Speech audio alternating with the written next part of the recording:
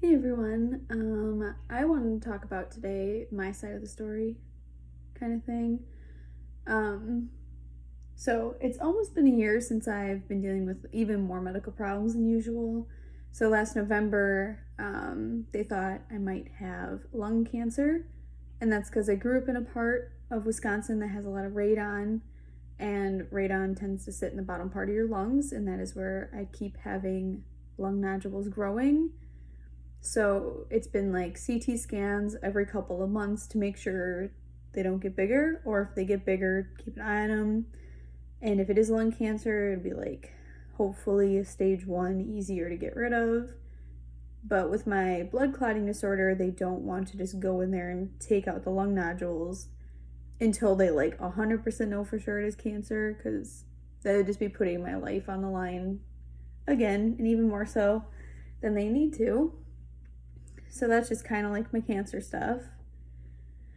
While dealing with that, I found out that my surgeons from 10 years ago lied to me. And they never followed up with me because they did something wrong in surgery and they didn't tell anyone about it. And because of my PTSD that surrounds medical trauma, I never looked into my in-depth handwritten doctor's notes from when I was 16. So when I looked into that, I looked into it to help my current surgeon with all my future surgeries. I found out that they acknowledged I had a life-threatening syndrome that requires a stent, and they put it in there that I would need a stent in the future, and they never followed up with me. They sent a 16-year-old child home, said, oh, don't worry about anything, like, go on with your life. Like, yeah, you have one of the worst cases in medical history that we've seen with blood clots, because I had my whole leg through my IVC right here full of blood clots. And they never followed up with me, never told anyone else about it. So for the past 10 years, every single time I went to the ER with chronic abdominal pain, with IBS, with I think I have a dairy problem, they said, oh yeah, you have a dairy allergy, don't eat anything with dairy. And every single time I'd go to like the gynecologist and be like, hey, I'm having a lot of issues, what's going on? They would gaslight me and say that it's all in my head, when I had pelvic congestion syndrome, which means all the blood in my leg that is supposed to go right to my heart would go across my pelvis and midsection and up the other way, the wrong way, and it would cause extreme pain and bloating and all these lovely things that I saw doctors for 10 years. And no one believed me. They all thought I would be going to the hospital to be trying to get drugs or some stupid crap like that. And I'd be like, no, I think something's seriously wrong with me and I need help. And not a single doctor looked into the massive situation that happened to me when I was 16, because every single time I'd bring up, like, yeah, I had a lot of DVTs, I have a blood clotting disorder, like, something's wrong with me, I have a lot of messed up veins, can you look into this? They'd be like, no, it's not that. When the whole time it was all that. And what makes it even worse is because of my PTSD and because I didn't look into anything, I like screwed myself, because by the time I looked into it, it was 10 years after it. And there's a lovely thing in the court system called the statute of limitations.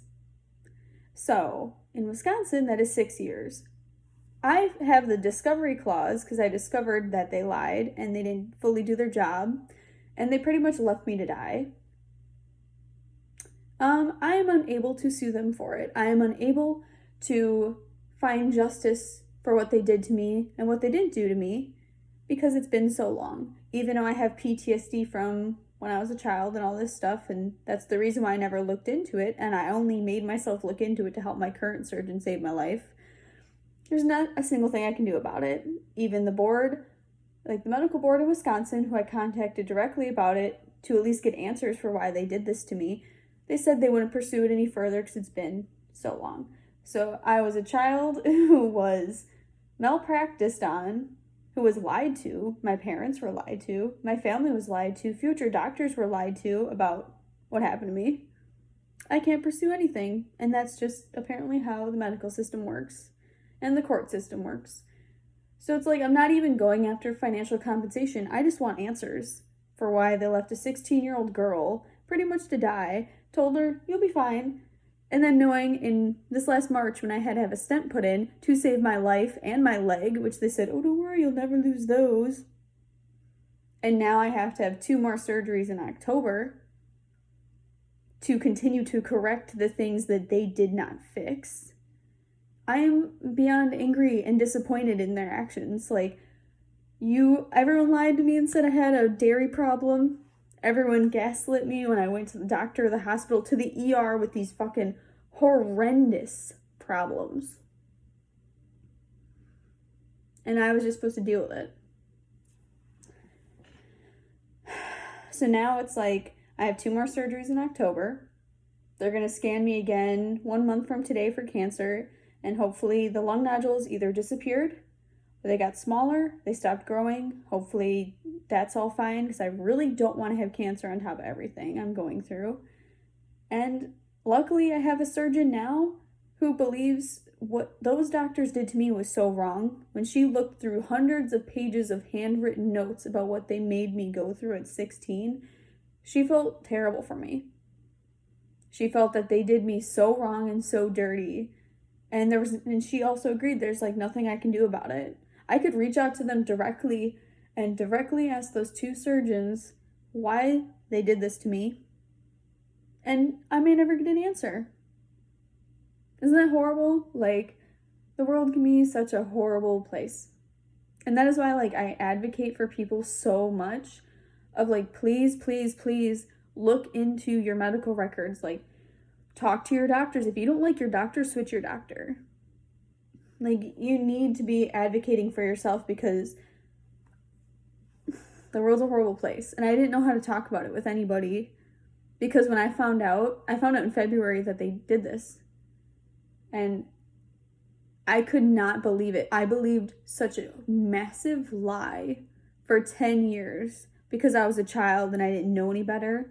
And now I'm like a 27-year-old really pissed off woman who has to deal with this, being like, you left me to die. I made my whole life around all the lies you told me, and I feel like I wasted 10 years of my life believing you 2 surgeons were good people when you were not.